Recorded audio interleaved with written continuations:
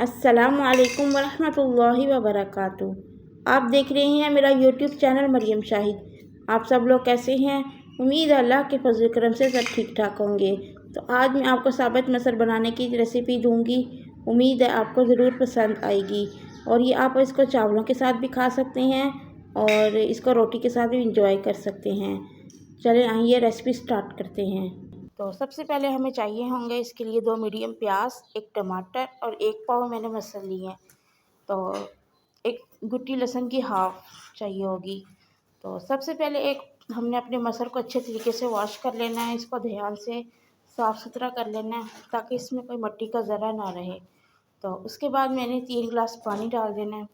तो जब पानी हल्का सा नीम गर्म हो जाएगा तो इसमें हम मसर डाल देंगे। तो मसर डालने के बाद इसमें मैंने 1 कप नहीं, 1 चम्मच मैंने नमक डाला है, 1 चम्मच हल्दी और 1 चम्मच मिर्च और 1 चम्मच मैं चाट मसाला लाजमी डालती हूँ दालों में, ख़ासकर स्पेशली क्योंकि फिर इससे दाल जो है चटपटी सी लगती है और खाने में टेस्टी लगती है। तो ये सब चीज़ें डाल के मैं इसको प्रेशर लगाने की तकरीबन 20 मिनट के लिए। मेरे पास थोड़े बड़े साइज़ वाले मसर थे। अगर आपके पास थोड़े छोटे देसी मसर हैं तो वो पानी भी ज़्यादा लेंगे और टाइम भी ज़्यादा लेंगे। तो मैं इसको तकरीबन 20 मिनट के लिए प्रेशर लगा दूँगी।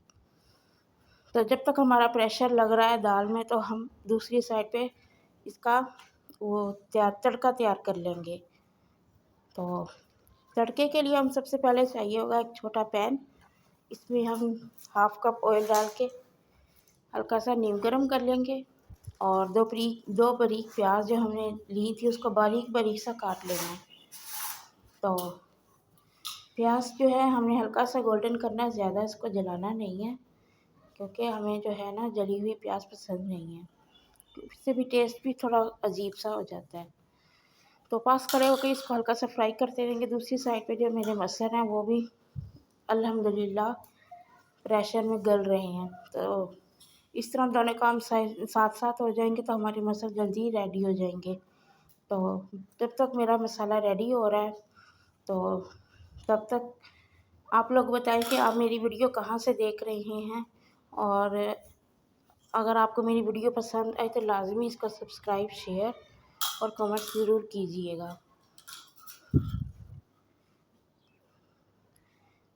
ये वीडियो बहुत मुश्किल से बनती है, अगर आप थोड़ी सी हौसला अफजाई कर देते हैं तो हमें बेहद खुशी मिलती है।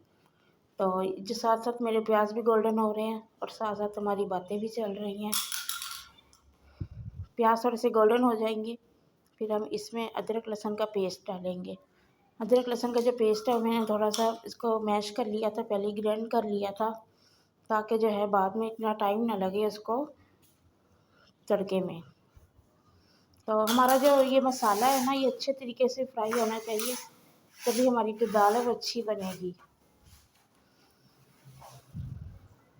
जब हमारा लहसुन और अदरक का पेस्ट भी अच्छे तरीके से भुन जाएगा, अच्छी सी खुशबू आने लग जाएगी, तब हम इसमें टमाटर डालेंगे। टमाटर को मैं हमेशा छिलका उतार के बनाती हूँ, उसको डालती हूँ सालन में ताकि जो उसके छिलके हैं ना वो मुंह में ना आए। और छिलकों के साथ जो है टमाटर है ना वो गलता भी नहीं है, जल्दी गलता नहीं है, टाइम बहुत लगता है। तो इसको पहले मैंने इसका छिलका उतार लिया था, फिर इसको मैंने छोटे छोटे पीसेस में डिवाइड कर लिया था। तो इसमें मैंने टमाटर डाल के इसको अच्छे से अब फ्राई कर लूँगी। तकरीबन 20 मिनट में हमारा मसाला भी रेडी हो जाएगा, दूसरी तरफ हमारे मसर भी गल जाएंगे। तो दोनों काम साथ साथ हो जाएंगे तो टाइम की भी बचत होती है क्योंकि आपको पता है गर्मी बहुत ज़्यादा है तो किचन में खड़ा होना बहुत मुश्किल हो गया है।